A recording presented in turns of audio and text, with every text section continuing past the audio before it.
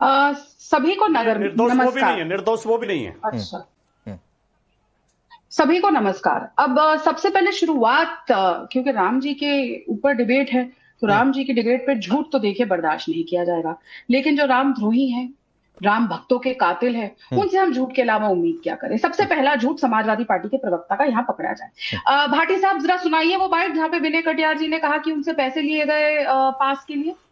आपने सुनी है राकेश जी? पीसीआर से पूछ लीजिए, एक बार भी विनय कटियार जी ने, ठीक है उनसे बोला गया कि पास दिखाया जाए, जो पर्सनली मुझे ऐसा लगता है राकेश जी, क्योंकि मैं हर महीने जाती हूँ अयोध्या, यहाँ पे बैठे हुए जो हैं, जो राम भक्तों पे गोलियां चलाते हैं, उनको तो खैर अयोध्या के मंदिर, राम मंदिर लीला के दर्शन करने नहीं जाएंगे, लेकिन पास तभी को बनाना पड़ता है, चाहे कोई भी हो। और नहीं, मेरा तो एक और पड़ता है। दूसरी बात, राधिका जी, मैं रोक रहा हूं आपको, यहाँ तो मेरी दूसरी बात है, आपने पास की चर्चा छेड़ दी, मैं इस पर अलग से आने वाला था भाटी जी के पास। भाटी जी कभी अयोध्या गए आप?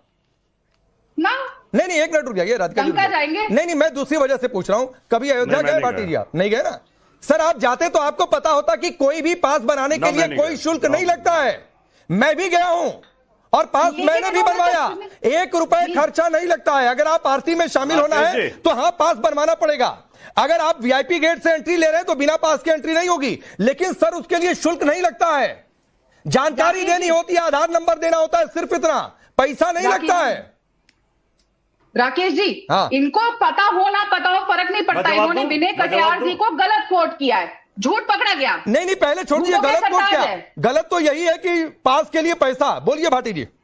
और कोई भी बनवा सकता है वीआईपी पास, ऑनलाइन कोई भी बनवा सकता है। हाँ बोलिए, पास पे बोलिए, पास पे मेरा जवाब। पैसे का जो आपने आरोप लगाया कि उनसे पैसे लिए गए, वो बाइट सुनाइए भाई साहब। ब्राह्मणों से नफरत, हिंदुओं से नफरत, अपने समाज के लोगों से नफरत, रामलाल से भी नफरत। हाँ ठीक है, बोलने दीजिए इनको, बोलने दीजिए। बोल रहा हूं। चोर मचाए शोर, बोलने दो। आप शोर मत मचाओ, बोलने दो।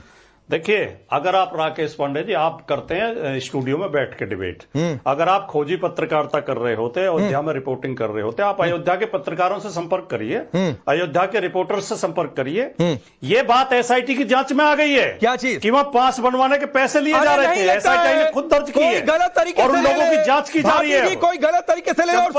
और सुनिए भाटी जी, सुन लीजिए पहले। अरे सुनिए ना सर, सुनिए। कभी अयोध्या गए नहीं, आप अयोध्या के लिए सवाल जरूर उठाएंगे। अब आपको बताता हूं खोजी पत्रकारिता क्या होती है।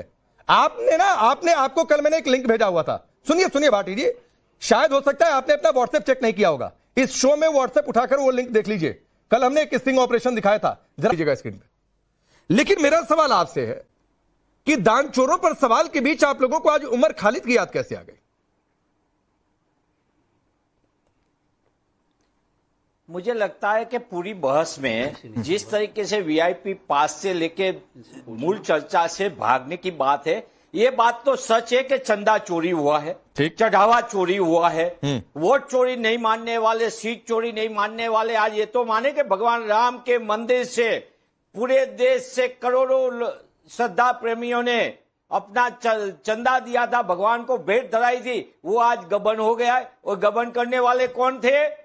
वही लोग थे जिसको देश के प्रधानमंत्री ने चुना था ट्रस्ट के लिए। वो गबन करने वाले कोई और नहीं है। जिस दिन से जमीन वहां की बेची जा रही थी, किस तरीके से खरीदा हो, उलट पलट करके करोड़ों रुपए का जमीन में घपला हुआ, फिर मंदिर बना, फिर ये चंदा चढ़ावा का चोरी का हुआ। ये पूरी चोरी में आज मैं दावे के साथ, इसलिए मेरे पास कोई सीट का रिपोर्ट नहीं है, पर अभी पहली बार आरएसएस के वरिष्ठ संघ सहायक है होश बोले जी, इसने क्या है कि भैया ये हिंदुओं का आस्था का है, पर ये इसमें बोल रहे हैं कि कोई और लोग बोल रहे हैं भ्रमित मत हो। अरे भाई, भ्रमित करना तो भाजपा आरएसएस का काम है। आज देश के सामने करोड़ों हिंदुओं की आस्था पे आपने कुठारघात किया है और आप बोल रहे हैं कि भ्रमित न हो। आप बोल रहे संयम रखे हिंदू। अरे भाई, हिंदुओं ने तो संयम रखा है, पर आपने चढ़ावा की चोरी किसने की? वो चोर कौन है? किस वहां कौन सी विचारधारा से आता है? आरएसएस के कितने लोग हैं, कितने स्वयंसेवी संस्था से जुड़े हुए? ये पूरी बात तो आपने पसंद किया था। वहां से कौन सी ध्वजा चलेगी, वहां कौन आएगा, कौन किसको निमंत्रित किया जाएगा, किसको नहीं किया जाएगा, पूरा लिस्ट चेक करने वाले तो देश के प्रधानमंत्री श्री है। वो पट्टी लगा के बैठे, मौन धारण करके बैठे। होसबोले जी ने आज पुतना खुद का स्टेटमेंट दिया है कि भाई आप देखिए ये सब लोग हिंदू विरोधी, राष्ट्र विरोधी है। अरे भाई, देश के करोड़ों हिंदुओं की आस्था पे कुठाघात करने वाले, पहले शिला के समय पे चोरी हुई थी, आज ये चंदा चढ़ावे पे चोरी हुई है। और चोरी करने वाले कोई और नहीं है, वही है कि जो आरएसएस की विचारधारा के साथ है, जिसने प्रधानमंत्री के थप्पा लगा के वहां का विश्वास दिया था। आपने देश के करोड़ों हिंदुओं को इसका विश्वासघात किया। इसकी बात स्वीकार करने की जगह पे आप बोल रहे किसको वीआईपी के लिए पैसा मिल रहा है, नहीं मिल रहा है। अरे मनीष जी, मैं राधिका मनीष जी, ये बात शुरुआत भाटी जी ने की थी, आप गलत उधर जा रहे हैं। पास की बात ये लेकर आए थे आपके बगल के स्क्रीन में। मैं तो बता रहा हूं आपका माध्यम से। अरे मैं बता रहा हूं कि ये आपके सहयोगी जिनके साथ आप लोग 27 में गठबंधन करके हो सकता है चुनाव लड़ रहे हैं, जो 50-50 की बातचीत वो छोड़ दीजिए खैर, लेकिन उन्होंने पास की बात छोड़ी, उन्होंने पैसे की बात छेड़ी। मैं तो इस पर चर्चा ही नहीं करना चाहता था, ये आज का मुद्दा थोड़े नहीं था। लेकिन मनीष जी, मेरा नम्र निवेदन करता हूं। हाँ। मेरा नम्र निवेदन है, दो बात मेरा रिक्वेस्ट है। दो बात। एक बात मेरी है, आपके माध्यम से देश जानना चाहता है, आप भी स्वीकार करते हो, देश भी स्वीकार, करोड़ों हिंदुओं के साथ विश्वास का। ये चंदा चढ़ाने वाले में किसान भी है, खेत मजदूर भी है, बड़े लोग है, मध्यम वर्ग है, सब है।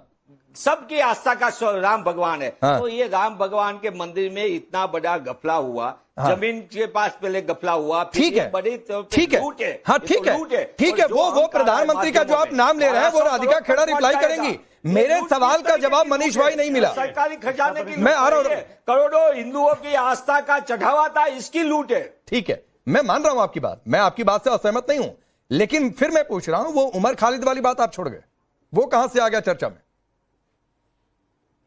मुझे लगता है कि आपको भी आपके माध्यम से कहना चाहता हूं, हमारा मूल मुद्दा एक ही है। किसी ने प्रश्न पूछा होगा तो जवाब देना है, हम जवाब से भागने वाले इंसान नहीं है। ठीक है, बता रहा हूं आपका माध्यम से। अरे मैं बता रहा हूं कि ये आपके सहयोगी जिनके साथ आप लोग 27 में गठबंधन करके हो सकता है चुनाव लड़ रहे हैं, जो 50-50 की बातचीत वो छोड़ दीजिए खैर, लेकिन उन्होंने पास की बात छोड़ी, उन्होंने पैसे की बात छेड़ी। मैं तो इस पर चर्चा ही नहीं करना चाहता था, यह आज का मुद्दा थोड़े नहीं था। लेकिन मनीष जी, मेरे नम्र निवेदन करता हूं। हाँ। मेरा नम्र निवेदन है, दो बात मेरा रिक्वेस्ट है। दो बात। एक बात मेरी है, आपके माध्यम से देश जानना चाहता है, आप भी स्वीकार करते हो, देश भी स्वीकार, करोड़ों हिंदुओं के साथ विश्वास का। ये चंदा चढ़ाने वाले में किसान भी है, खेत मजदूर भी है, बड़े लोग है, मध्यम वर्ग है, सब है। सबकी आस्था का राम भगवान है। तो ये राम भगवान के मंदिर में इतना बड़ा घपला हुआ, जमीन के पास पहले घपला हुआ, ठीक है, बड़ी ठीक है, हाँ ठीक है, वो प्रधानमंत्री का जो आप नाम ले रहे हैं वो राधिका खेड़ा रिप्लाई करेंगी। मेरे सवाल का जवाब मनीष भाई नहीं मिला। सरकारी खजाने की मैं आ रहा हूं, करोड़ों हिंदुओं की आस्था का चढ़ावा था, इसकी लूट है। ठीक है, मैं मान रहा हूं आपकी बात, मैं आपकी बात से असहमत नहीं हूं, लेकिन फिर मैं पूछ रहा हूं, वो उमर खालिद वाली बात आप छोड़ गए, वो कहां से आ गया चर्चा में?